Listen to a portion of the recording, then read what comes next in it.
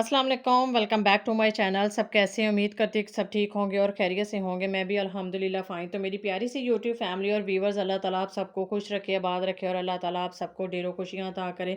आमीन। और जितने भी बहन-भाई मेरी वीडियो को आउट ऑफ कंट्री से वॉच कर रहे हैं, अल्लाह ताला आप सबको अपने हिफ्ज़ ईमान में रखे, आप सबको ढेरों खुशियाँ अता करे। आमीन सुम्मा आमीन।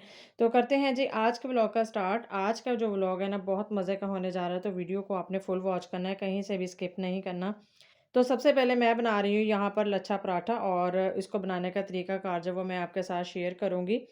तो इसको मैंने किस तरह से बनाया है, और आप भी आसानी से बना सकते हैं, कोई मुश्किल काम नहीं है और बिल्कुल भी जो है ना आसानी से बनाया जाता है।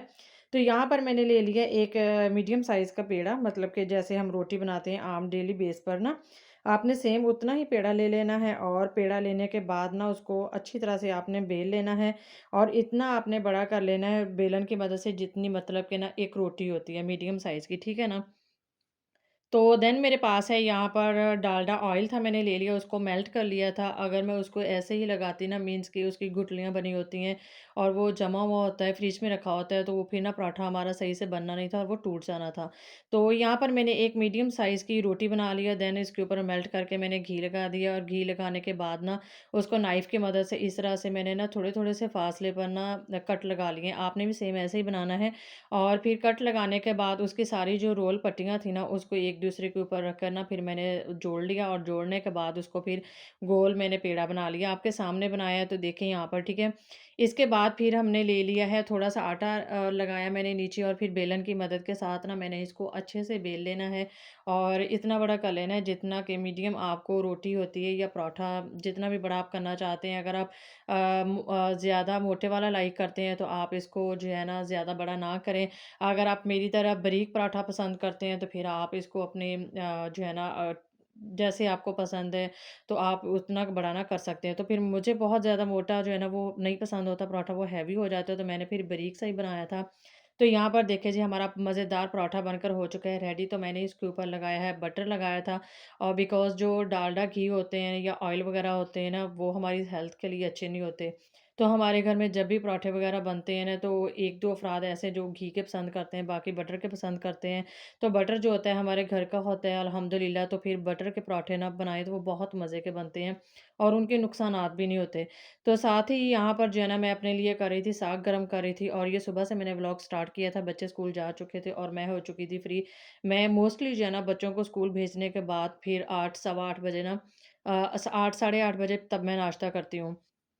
तो यहाँ पर मैंने बना लिया था अपना पराठा, और देन जो है ना फिर मैंने किया यहाँ पर नाश्ता, साग गरम किया, और साग जो है ना वो बहुत ज़्यादा मतलब कि सीज़न स्टार्ट हो चुका है, हर घर में जो है ना साग जो है बहुत शौक से खाया जाता है, चाहे पंजाबी हो, सराइकी हो, जितनी भी मतलब कि जो भी लोग हैं सारे साग जो है ना बहुत शौक से खाते हैं। तो यहाँ पर फिर मैंने बच्चों को भेज दिया था स्कूल स्कूल और स्कूल के बाद ना बच्चों को भेजने के बाद फिर मैंने तसल्ली से अपना पराठा बनाया, और पराठा बनाने के बाद इसका जो तरीकाकार था वो भी मैंने आपके साथ शेयर किया। तो फिर जी मैं यहाँ पर बाजी जी बन के ना, मैडम जी बन के यहाँ पे कर रही थी नाश्ता, और बहुत मज़ा आता है ना जब बंदा इजीली होकर काम से फ्री होकर नाश्ता करते हैं। मीन्स के जब बच्चे जाने से पहले अगर नाश्ता कर लें तो फिर कभी कोई काम बच्चे इधर से बुला लेते हैं, उधर से बुला लेते हैं, मामा अब हमारा ये काम कर दो, वो काम कर दो, तो इस तरह से नाश्ता जो है ना वो ख़राब हो जाता है। डिस्टर्बेंस जो होती है ना, तो वो मुझे फिर अच्छी नहीं लगती। तो मेरी यही कोशिश होती है कि जब मैं खाना खाने बैठती हूँ ना, तो सारे काम अपने फ़िनिश करके ना तभी बैठे सुकून से बंदा खाए। तो यहाँ पर जी मैंने अपना पराठा बनाया हुआ, बहुत एन्जॉय किया, बहुत मज़े का पराठा था। तो आप भी इसी तरह से बनाइएगा, बहुत आसान है लच्छा पराठा बनाना, कोई मुश्किल काम नहीं है। तो इसके बाद ना फिर नाश्ता करने के बाद साथ ही मैंने अपनी चाय भी रख दी थी। चाय भी माशाल्लाह से मेरी बन चुकी थी, और चाय बनने के बाद मैंने कई बार वीडियोज़ में बताया कि मैं हमेशा जो है ना नाश्ते में 2 कप चाय के लेती हूँ, और मुझे इतनी हँसी आ रही थी कि मैं आप सबके साथ शेयर कर रही हूँ, क्या ना, लो जी बाजी भुक्खी सुबह-सुबह, और वो भी देखो टेबल के ऊपर ना 2 कप रखे हुए हैं। पीने वाला एक बंदा है नाश्ते वाला, और कप इसने चाय के 2 रखे हैं, दोनों मेरे हैं, टेंशन नहीं तुसी लैनी, मैं चाय बहुत ज़्यादा पीती हूँ। वैसे मैं मोस्टली सुबह के टाइम ही पीती हूँ, सारा दिन नहीं पीती, और दोपहर को खाने के बाद जो है ना वो भी चाय लेती हूँ लाज़मी, छोटे वाला कप नॉर्मल, और रात को भी मस्ट लेती हूँ एक छोटा नॉर्मल कप। सुबह के टाइम मेरे ये 2 वाले होते हैं, एक मग मेरा होता है और एक मेरा कप होता है। मुझे ना यहाँ पर बहुत ज़्यादा हँसी आ रही थी कि देखेंगे लोग और कहेंगे बाजी कल्ली कल्ली और 2 चाय दा कप पी ले खैर कोई गल्ल नहीं अस पंजाबी जेह्ड़े ना अस पंजाबी चाय बहुत पीने ते इक असीं साग बहुत खाने आं। इत्थे आ गए जी फिर दोबारा साग, साग, साग इक अराई होन ते इक जी उत्तों साग ना खान एह् इम्पॉसिबल गल्ल है, ठीक है ना? तो अब सर्दियाँ स्टार्ट हो चुकी हैं, हर घरों में जो है ना साग जो है वो बनना स्टार्ट हो चुका है, अभी गोभी सरों का साग नहीं आया। और वैसे भी यहाँ पर ना हमारे ज़ाहिद पीर है, हमारे सिटी के से ना थोड़ा-सा आगे है और वहाँ पर अब्बू किसी काम के सिलसिले में गए थे, तो वहाँ पर ना फ्रेश होते हैं और साथ ही मेन रोड के ऊपर ही उनके खेत होते हैं सब्जियों के, वेजिटेबल्स के ना, हर तरह की सब्जियाँ होती हैं, टमाटर, प्याज़, कद्दू वगैरह सारी सब्जियाँ होती हैं, उन्होंने लगाई होती हैं, जो सेल करते हैं। तो फिर रोड के ऊपर ही ना उनके आदमी जो है ना वो लेकर बैठे होते हैं सब्जियाँ, तो फ्रेश उसी टाइम ना बंदे को बनाकर ना दे देते हैं। तो अब्बू किसी काम के सिलसिले में गए, अब्बू ने फ़ोन कीता कि जी साग लेना, मैं कहा हाँ जी बिल्कुल जी, इनकार तो हो ही नहीं सकदा, तुसीं ले आओ साग। फिर जी अब्बू मेरे ले आए साग, फिर यहाँ पर दादी और अम्मी बनाने बैठ गई, तो मैंने कहा तुसीं बनाओ साग, ते मैं बनाउनी वीडियो। अच्छा जी, इसके बाद ही उन्होंने साग बनाया, फिर साथ में मेथे भी थे, साथ में जो साग में सारी चीज़ें डलती हैं, पालक भी थी और जो बाथू है, बाथू को पता नहीं उर्दू में क्या कहते हैं मुझे नहीं पता। और बाथू जो है ना वो अभी सीज़न नहीं आया बाथू का, और वो मेरी अम्मी इतने ऐसी हैं कि मेरी अम्मी ने ना माशाल्लाह से उन्होंने जो बाथू था ना वो लास्ट ईयर पिछले साल ना जब बाथू का सीज़न होता है सर्दियों में, उसे तोड़कर साफ़ करके फिर उसको सुखा के रखा हुआ है, और जब भी साग बनता है ना हमारे घर में जो बाथू होता है ना फिर वो सूखा उसमें यूज़ किया जाता है। तो यहाँ पर जी माशाल्लाह माशाल्लाह से नज़र ना लगे हमारे साग को, तो हमारा साग यहाँ पर बन रहा था।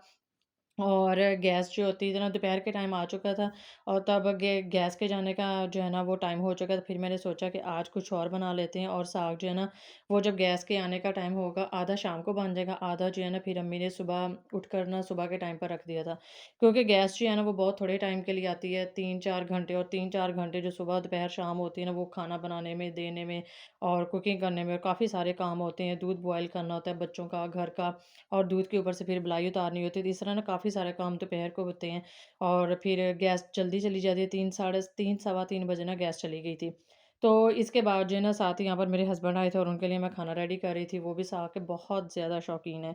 कुछ भी ना हो, ना वो कोई दाल खाते हैं, ना सब्ज़ी खाते हैं, बस जी सुबह, दोपहर, शाम साग दे दो। तो फिर ना मैंने समझाया कि हर चीज़ें जो होती हैं ना वेजिटेबल वो खानी चाहिए, और वेजिटेबल्स में जो होते हैं कैल्शियम होते हैं, जितने भी विटामिन्स होते हैं ना वो हमें वेजिटेबल से मिलते हैं, ठीक है? वो अकेले साग में तो नहीं होते ना। तो ख़ैर जी फिर वो कह रहे थे कि मैंने साग ही खाना है, मैंने फिर उन्हें साग दिया गरम करके, और दोपहर के टाइम पर बच्चों को लेके आए थे घर में, और इसके बाद ना यहाँ पर अम्मी बना रही थी मक्खन माशाल्लाह से।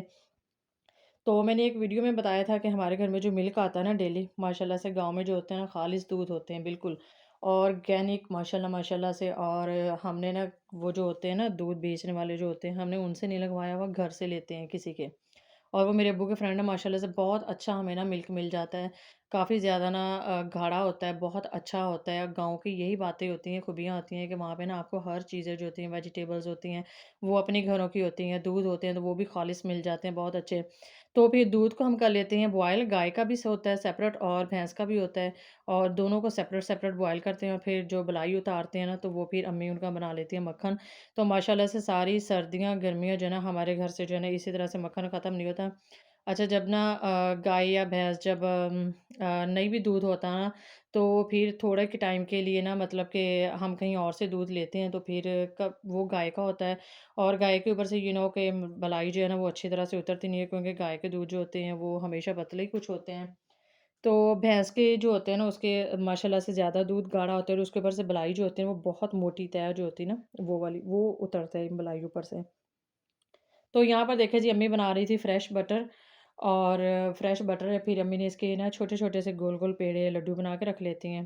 तो फिर सारी सर्दियाँ जो है ना अब हमने साग में, और आलू मेथे हो गए, आलू मूँगरे हो गए, आलू शलजम हो गए, तो फिर पराठे हो गए बच्चों के, तो उसके साथ ना बटर के साथ ही बनाते हैं, और बटर जो होता है ना फिर सालन वगैरह में डालकर खा लेते हैं, या मूँग मसूर की दाल होती है उसमें डालकर खा लेते हैं, तो बहुत मज़े का ना फ्लेवर आता है मक्खन के साथ, और वो भी फ्रेश अपने घर की बनी हुई जो चीज़ होती है ना, उसकी तो बात ही फिर अलहदा होती है।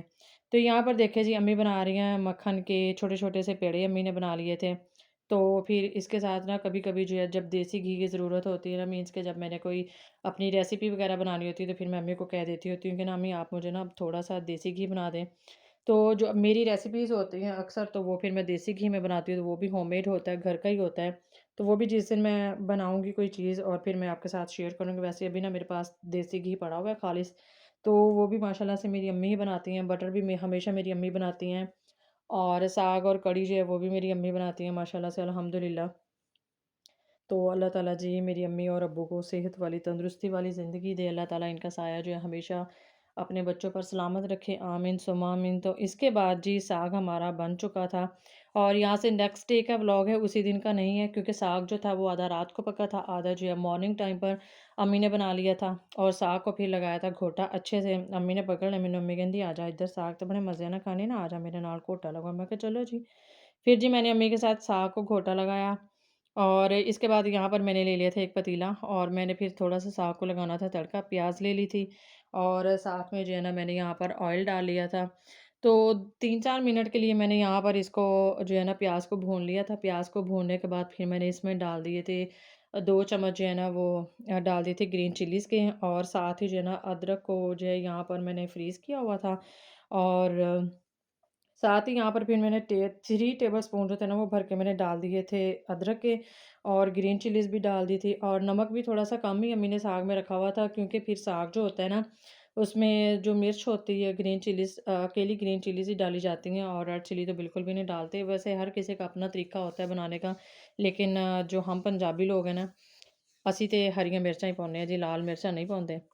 तो वैसे हर किसी का अपना-अपना तरीका होता है कुकिंग का, कोई डालते भी हैं और कोई नहीं भी डालते। तो यहाँ पर फिर ना मैंने 5 मिनट के लिए अदरक को मज़ीद भून लिया था ताकि इसकी जो कच्चापन है वो ख़त्म हो जाए और साथ ही जो यहाँ पर जो था साग था, जितना मुझे ज़रूरत थी उतना मैंने यहाँ पर साग को लगा लिया तड़का।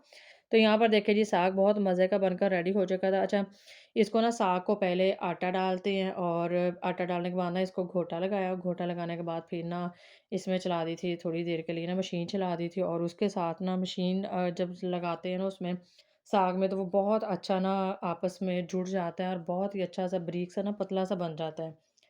तो फिर क्योंकि अभी साग का ना अच्छी तरह से मौसम नहीं आया और साग जो है ना वो सही तरह से का अभी है भी नहीं।